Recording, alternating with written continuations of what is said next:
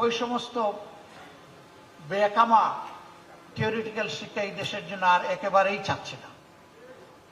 ওইটাকে বিদায় করে দিতে হবে। সত্যিকারের শিক্ষা দেশে ফিরিয়ে আনতে হবে। 2 নম্বর হচ্ছে সোশ্যাল জাস্টিস।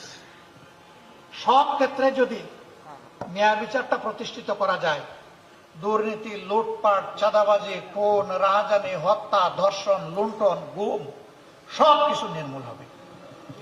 কিন্তু বিচার যদি বিচারের জায়গায় না থাকে, তাহলে কোনো কিছুরই কোনো সমাধান করা সম্ভব নয়। এই দুইটা জায়গাটাকে নিতে হবে খুব শক্ত হাতে। এইখানে কোনো ছাড় নাই। সে বিচারের তলোয়ারে যদি আমারও কল্লা উড়ে উড়ে যাবে, কোনো অসুবিধা নেই, কিন্তু ন্যায় বিচার কায়েম হোক। ন্যায় বিচার কায়েম হতে হবে। এই বিচার কোনো ব্যক্তির পদ পদবি, তার প্রভাব প্রতিপত্তি দেখে এই বিচার আর পরিচালিত হওয়া উচিত নয়। এর কবর রচনা হয়ে সত্যিকার অর্থে justice for all and equal, সবার জন্য বিচার, সুবিচার এবং সকলের জন্য সমান বিচার, এটাই নিশ্চিত করতে হবে। এখানে কোনো ইম্পিউনিটি বলে কোনো কথা নাই, ইমিউনিটি বলেও কোনো কথা নাই। এখানে জাস্টিসকে জাস্টিসের জায়গায় নিয়ে যেতে হবে। আমরা বিশ্বাস করি রাষ্ট্রের এই দুইটা বিষয়ে যদি আমরা গুরুত্ব দিয়ে এখান থেকে শুরু করতে পারি, বাকি সকল বিষয় আমাদের অর্জন করা সম্ভব ইনশাআল্লাহ।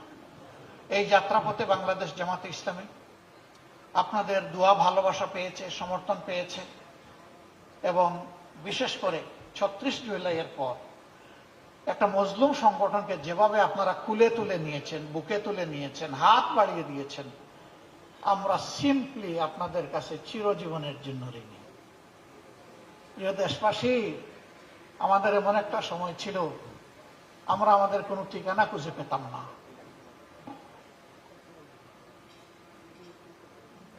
সেই সময়টা আপনারা আমাদেরকে আশ্রয় দিয়েছেন।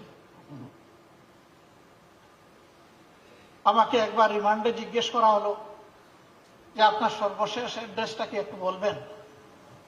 আমি বললাম কোনটা বলবো? বলে যে কোনটা মানে? বলে আমার তো শত শত অ্যাড্রেস।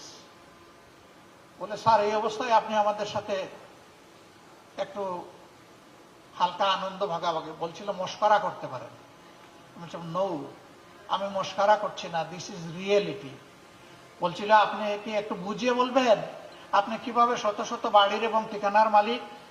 আমি বলেছিলাম যে এই যে আপনাদেরকে ডিউটি দেওয়া হয়েছে, আমাদের পিছনে লাগিয়ে দেওয়া হয়েছে, এই কারণে কোনো বাড়িতে 1 রাত 2 রাত, 1 সপ্তাহ, 2 সপ্তাহ, 1 মাস, এইরকম করেই আমাদের গত 15 বছর কেটেছে।